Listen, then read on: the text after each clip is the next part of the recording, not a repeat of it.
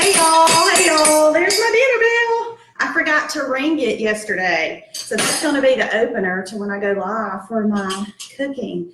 So, hey, happy Sunday. I hope y'all have had a great day. It's raining here in Little Rock. It really got windy for a while, but it's settled down now. So again, happy Sunday. Thanks for joining. So y'all may remember, those of you who have seen me post or you watched my live last night, we're having some friends over tonight, just a little appetizer party, I guess. And so yesterday I made the pimento cheese, and tonight I'm making the Philly cheesesteak potato skins. I've never made them before, but they sounded really good, so I'm doing that. And then I've made some homemade banana pudding. Yeah, I was looking. Okay, and so tonight I'm going to show y'all the Philly cheesesteak potato skins. I've already done a lot of the prep work just to kind of get us a little ahead with our time. But to start with the potatoes, I bought the jumbo russet potatoes. I was real glad to find that bag at Kroger because I wanted just a good, nice size big potato, good deep, where I could get a lot of stuff in there. And so I bought that. And then I found this beef shaved steak. It's cut really, really thin. And I've already have it cooked up over there. So I'll show y'all that in just a second. Normally, actually that was the first time that I've ever seen this shaved steak. But normally what I do is I'll just pick out a top sirloin or, a decent cut of meat, but not incredibly expensive, and just ask the butcher to cut it fairly thin. So but this was already pre-packaged, this beef shaved steak. I know y'all can't read this, it's backwards, but I bought 2 packages of that. And so then I bought this good, nice provolone from the deli. And then I'm using just sweet Vidalia onion and bell peppers. Of course, you got to have those on your Philly. I'm not doing the mushrooms tonight. A lot of times when we do the Philly subs, I'll add mushrooms, but I just didn't get any, so we're not doing those. So one of the really exciting things I want to share with y'all before I show you the actual potato skins is I love sauces and dips, and so does Brad. And so I thought, okay, what kind of sauce or dip do I want to kind of have with these potato skins?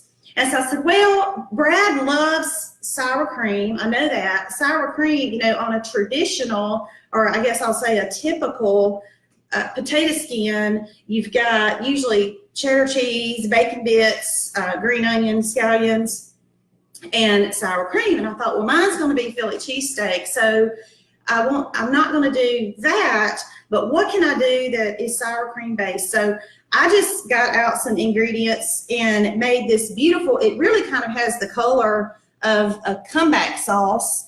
But I'll tell y'all real quick what I mixed up, and I'll post this later, but just to tell you real quick, literally made it up on the fly. It's been kind of marinating in the refrigerator all afternoon. I made it when we got home from church and lunch, so it's probably about 1:30, close to 2 o'clock, so it's been sitting in there for about 3 hours. But I used 2 tablespoons of sour cream, about a tablespoon of mayonnaise, a little bit less, 1 roasted red pepper in the jar. Those are just a staple in my house. I love roasted red peppers, and I find lots of things to do with them.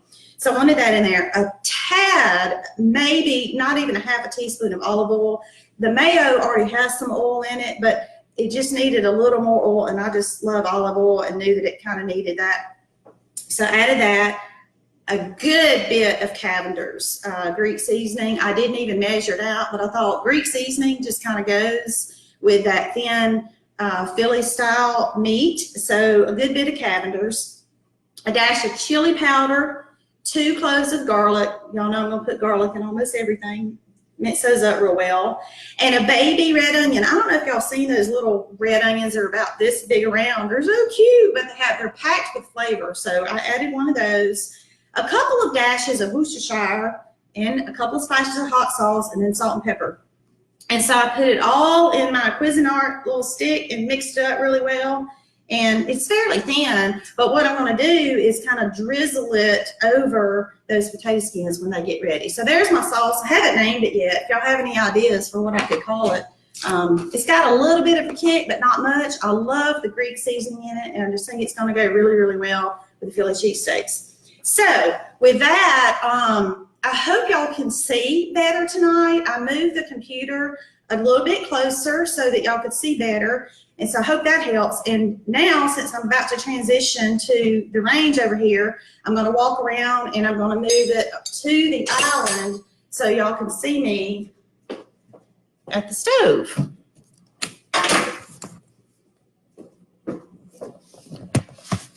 Okay, here we go. I think this will work. In fact, I'll tell you what may work better. Let's do this. Let's see how that works. Y'all may not be able to see me, but I'm not the important one. It's the food, right?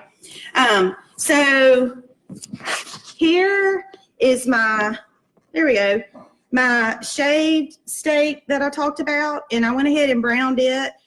This is my bell peppers and onion. And so what I did, I used one sweet Vidalia onion, and I used two, or no, yeah, that's right. I used a couple of bell peppers, and normally on a Philly I would have the long strips like julienne style, but because I wanted to make sure that the veggies fit down into my potato skins really well, I diced them. So fun fact about bell peppers, y'all may already know this, but I just learned it recently. So if you flip a bell pepper over on the bottom, some of them have 3 bumps and some of them have 4 bumps. Well, the 3 bumps are the male bell peppers and the 4 bumps are the female bell peppers. The male bell peppers are stronger, sturdier, and better for cooking. So the next time that I do stuffed bell peppers, I will make sure that I'm using the male peppers. The female peppers tend to be a little bit sweeter and they have more seeds. They both have seeds, but the female peppers, the ones with 4 bumps on the bottom, are a little sweeter. So anyway, earlier today when I was getting my peppers out to dice them, I flipped it over to make sure that I had purchased a male pepper. So anyway, just a fun fact on that. So I went ahead and just sauteed the peppers and onions in a little bit of olive oil earlier just to kind of have them ready. I did not cook them all the way because they're gonna, of course, continue to cook in the oven. My oven is on 375 right now, and that reminds me, let me tell you a little bit about the potatoes, and you can do this either way. So I went ahead and baked my potatoes early this morning. I'm an early bird. I get up at 4:30 or 5, and if it's a weekday, I go to the gym and come back and do my devotion. But this morning, I did my devotion, had my quiet time, and then I had my potatoes in the oven probably by 5:30, maybe 6 o'clock. But anyway, I got them cooked.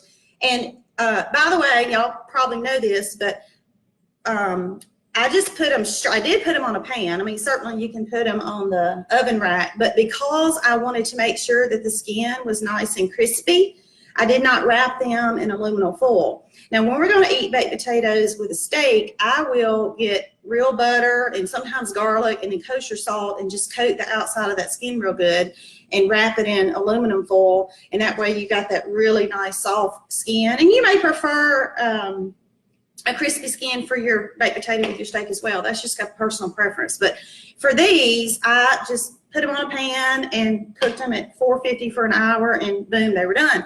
And so I stuck them in the refrigerator all day. I didn't want to leave them out all day until time for this. So I pulled them out just a little while ago, and to just make sure, oh, and I cut them in half, of course, and scooped out the guts, the potato that I'm saving for tomorrow. I'm going to do something different with that. I'm going to do like some mashed potato balls or something like that I know Hannah will enjoy. And so scooped all that out, and so that to make sure they were still nice and crispy for this, for now, I took just a little bit of vegetable oil and mixed in some kosher salt and some fresh ground black pepper and just kind of coated, and I'm going to try to show y'all. I saved one over here. See, I just kind of coated the bottom, and I put all of them back in the oven at 375 for, I don't know, 8 or 10 minutes, something like that. Not enough to get them too crispy, but just to make sure they still kind of had that crisp. And so as of now, and you'll see, I have went ahead and prepped the majority of them. How many do I have here? 2, 4, 6, 8, 10, 12. So 6 potatoes becomes 12 potato skins, of course. Oh, and I put a little piece of provolone down in the bottom, and that's gonna kind of be like a surprise, because when they're done, we're gonna go ahead and add our meat shortly, and then they'll stay in there for really it's all done. So it's really just about it getting just nice and warm and bubbly. And then I will put a piece of provolone on top to finish it off. Nobody's probably going to be expecting the cheese on the bottom. So I'll put just a little bit of cheese. Here's the one that I hadn't done yet. Just a little bit of cheese. I don't know if y'all can see that in the bottom, just as a surprise. So I tell you what, I'm going to get something to prop this laptop up so y'all can watch me do this meat. So hold on just a second.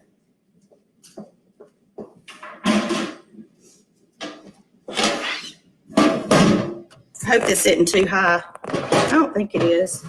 I'm trying to do better where y'all can see it better. I'm learning all this. Hopefully y'all can see that okay. Okay, so like I said, I already put my diced peppers and onions down in the potatoes. I guess I'll go ahead and do this one too. Okay, get that in there. Oh, by the way, I love cast iron. I've been in the kitchen since I was about 10 years old. I was in the kitchen at a very early age, and thankfully have just enjoyed it all my life, but have cooked in cast iron the majority of my life. And a very special friend gave me this as a housewarming gift. So I love it. I'm using it. So, I mean, all I'm doing is, and you'll see, I don't know if you can still see the steam from the meat.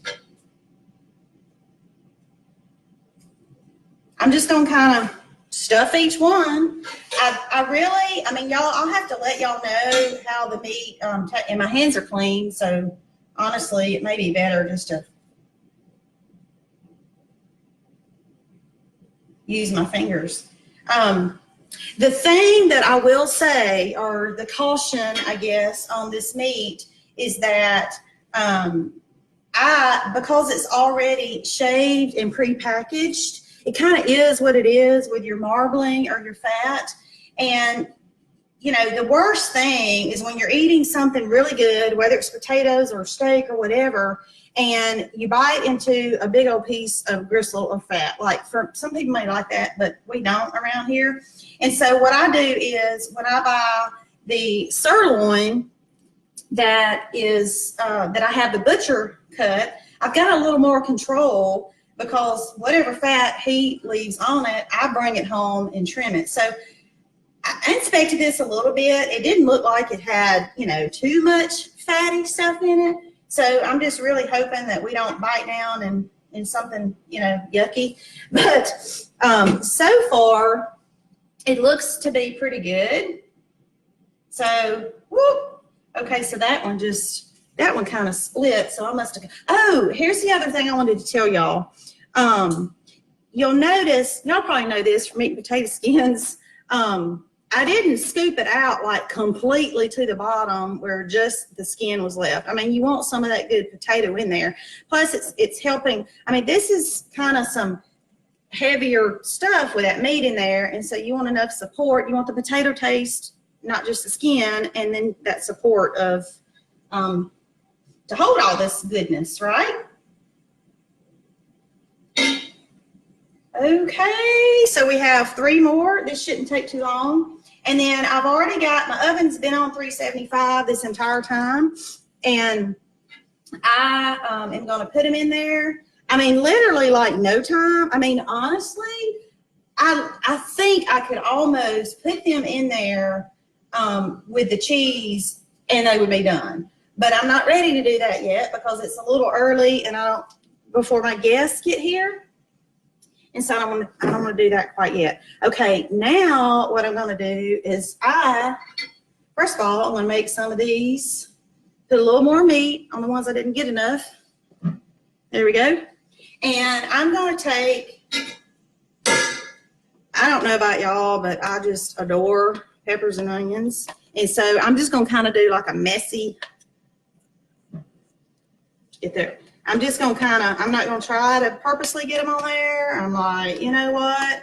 There's nothing wrong with some of this just going down in the pan, and it'll just be more for us to scoop up. There went an onion on the floor. Sorry, Brad.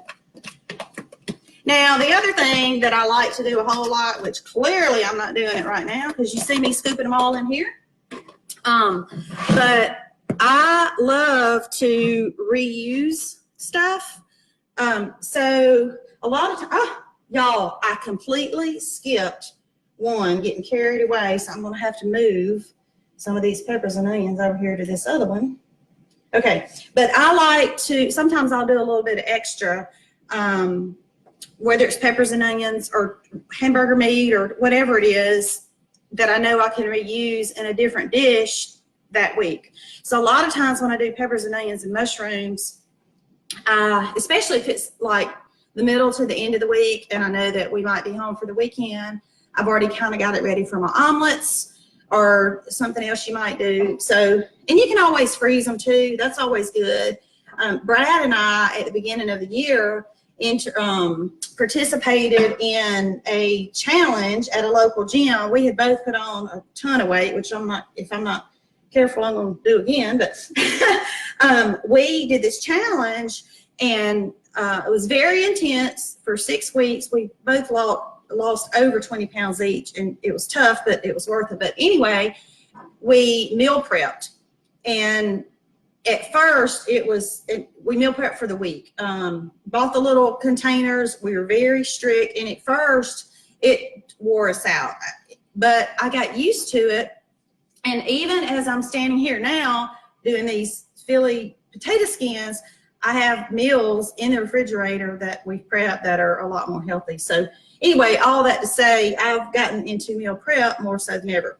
So y'all excuse me just a second. I need to, since I use my fingers, I'm gonna go rinse that off in my soapy water real quick, and I'll be right back.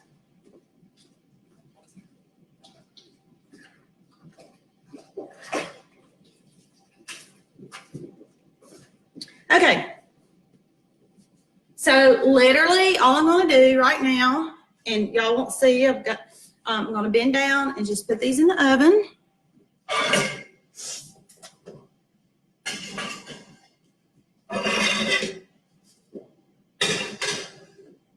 Okay, and I'll leave them, I don't know, 5, 7, 8 minutes, something like that, long enough for me to kind of tidy up my mess, put my cheese up, put my meat container in the garbage, stuff like that. And then I'll get them out, and I will probably put either an entire piece or half a piece, probably an entire piece of this nice good deli provolone on each one and let it melt. And then here's my yummy sauce that I still don't have a name for yet, that I'll put in a little container, and we'll have to drizzle. I'll put it in a separate container so that my guests can choose, you know, taste it first, whatever, choose if they want it. So that's it, y'all. I hope they're good. Philly cheesesteak potato skins. Hey, so with that, I'm gonna let y'all go so I can prepare for my guests, and later tonight or tomorrow I'll post the recipe and pictures so you can see how it turned out with the cheese, how pretty they look. And then I also made the banana pudding earlier today, and it looks so pretty. It's in a little trifle dish, and so I'll post a picture of that. This is a recipe that I have had, and oh, let me show y'all this real quick. This is just one of those nostalgic things. So this little favorite recipe collection, I'm sure if you love to cook, everybody's probably got a story like this, but I have had this little thing over 30 years because my son is 31, and I had it when he was born. And this, I'm scared to even talk about what might be all over it, but here's my creamy banana pudding. I know y'all can't see that, but my creamy banana pudding recipe is in here, and it looks like, I mean, it's got splatter marks from Lord knows what over the past 30 something years. But I will, it's the no cook kind, and you may even have the recipe, but it's just one of my favorites. It's easy and it's good, so I will post that as well. So thank you all so much for watching. I'm having so much fun with this, and I hope you'll let me know. First of all, I hope you'll try the recipes, and then I hope you let me know. And please, if you haven't asked to join the Southern Inspirations Good Eating group, please do that, and I'll approve that really quick, because I want to know what some of your recipes are and your favorites and different ways to serve things. I love trying different things, so let's have fun. See y'all later.